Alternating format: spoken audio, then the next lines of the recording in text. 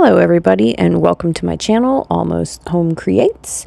Today I'm going to be making some galaxy style coasters out of some simple glitter coasters that I make. The beginning part's pretty easy. I'm just going to make some coasters, some straight glitter coasters, and from there I will back them and I will top pour instead of pouring inside the mold.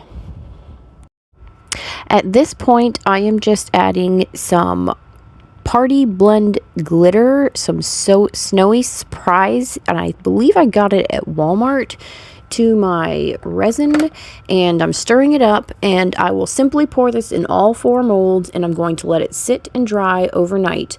I'll pop some bubbles, etc., but that's the basic start of this coaster, is just to make some glitter coasters and let them sit overnight and harden.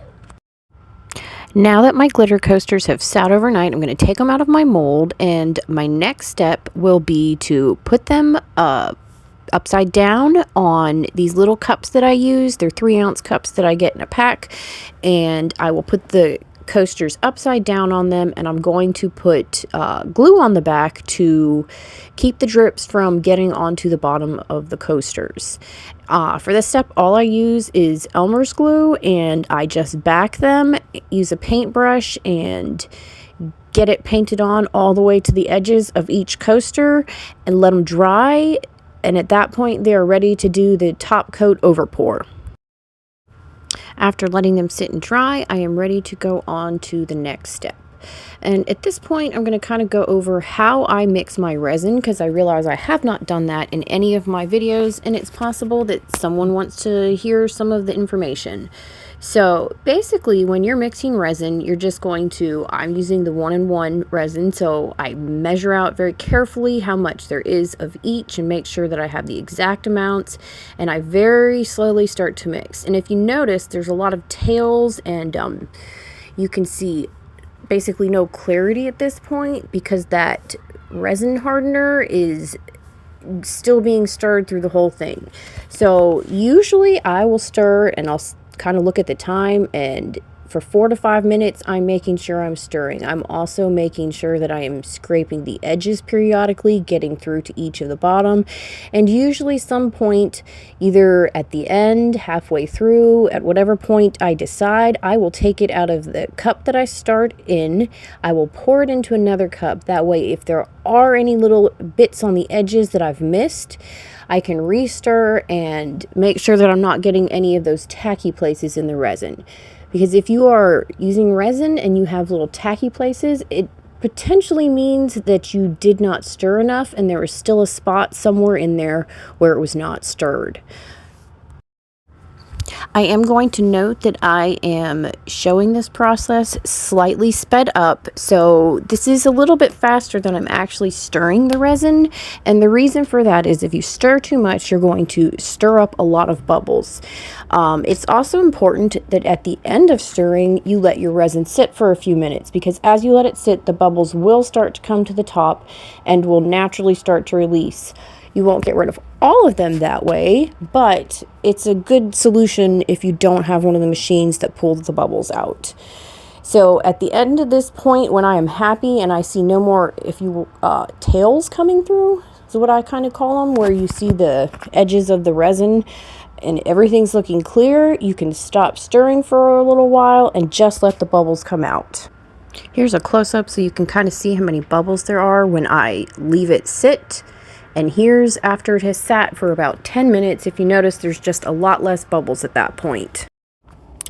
At this point, I'm going to separate some of the resin that I have mixed, and I will make a few different colors, and some of it I'm going to also just leave clear in case I need some more clear, because partly what I will be doing is adding some alcohol inks and using some of those throughout this project as well. I'm going to be adding my onyx glitter, and I will be adding some of my black mica powders and a little bit of my black alcohol ink, all to this black color that I'm making, because I like the shimmery effect of the glitter and the mica, but I also want some of the alcohol effect from the alcohol ink in there as well. And that will be the first color I make. My second, I am going to come in with my Sunny Gold mica powder, and that is all I'm using this because I do not actually have any metallic alcohol inks, I just realized. So I might have to purchase those next, but I am just going to use the gold mica powder and make a nice gold color as my second color. Off camera at this point, I made a blue mica powder and a little bit of alcohol ink is well in the third color, and I'm just going to start now at this point putting a clear coat over top and pouring enough that it's going to start coming off of the edges on its own to make sure that there's complete coverage, because basically this is a doming technique and I'm just adding my colors in here to add the galaxy effect instead of doing it inside my molds. And if you're doing this, you just want to make sure you get your resins all the way to your edges to make sure you've got some good coverage before you start adding your different colors and your different alcohol inks, etc. to the top. First, I'm going to come in with my gold that I made with my mica powder, and I'm going to do some swirls kind of around the edges and a few horizontal patterns across. And I'm just going to do small amounts at first because it's easy to add, but it's kind of hard to take away once you add too much. And these colors will spread out as it dries. And next, as you see, I've come in with my black, and I will start to add my alcohol inks after that. And I'm starting with a pink color and just dropping a drop or two on each of the coasters. And you don't see me, but I'm kind of sitting in between each thing to see how it's spreading, and before I add each color as I'm going. But I kind of cut some of that out so you would not have to sit through all of it.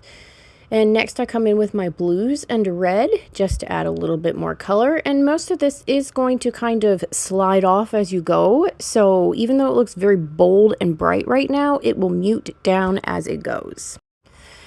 If you notice, as I start these, I am starting by pouring with my resin starting slightly off the mold. That way I'm not getting big clumps in the middle, and I just kind of pour over to each. That way the excess is going in the center instead of having big blobs where you've started with your pours. And I'm just going to keep going through with all my different colors until I feel like I have a good place set and where I'm actually happy with how many colors are showing. Again, keeping in mind that a lot of the stuff that you have on your edges is going to kind of slide off and your middles are going to become more prominent. I like to add a little bit of white because the white tends to help, I think, spread the alcohol inks better, and it mixes in and it gives you a slight variety of colors where it starts to mix with the other colors. And I'm almost done at this point. I'm really liking how they're looking. So as I finish this up, I believe that I am satisfied. And you notice it kind of makes a big mess all over, but I have wax paper spread underneath, and that's how I keep it clean. And now that they have sat overnight and dried, I can take off that glue layer that I put on. And the ones that have thin glue layers, some of those little sticky parts, or not sticky parts, the parts where the resin has dripped, they're harder to get off, but you can pop them off with an X-Acto knife quite easily. The coasters that I have applied a thicker layer of glue to, they tend to pop off quite nicely. So this is the first coaster, and I absolutely love the glitter showing through. I like the colors. I just am so in love with how these look because you can see through them, which to me adds dimension, and the glitter coming through on each side. I love how the alcohol ink spread. The black just did perfectly. And you're going to notice on this one, it had a much thicker layer of glue. And so the drips are just going to pop off so much easier on this one, as you can see, as they just start to pop off on their own, to where I'm not even having to use an X-Acto knife on that. They each just came off beautifully, and it was perfect. So there's that one. I love the colors. I like the blue that I added in the end. I'm glad that I did that. And I just think that the black spread perfectly, so it was a good amount of alcohol ink with the mica powders, and just seeing the glitter through it is just so nice.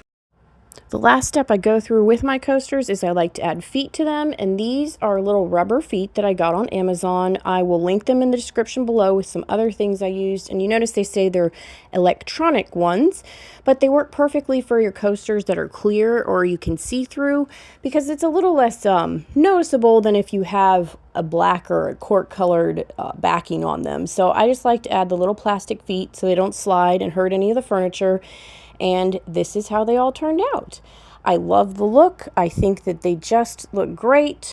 I've always been a huge fan of glitter, so I like that you can see some of the glitter through, and I think that the alcohol inks just spread nicely, and it's just a nice translucent color, and I just am very happy with how each one of them turned out separately. I hope you've enjoyed this video. If you do, please like and subscribe for more, and I will see you next time. Thanks again.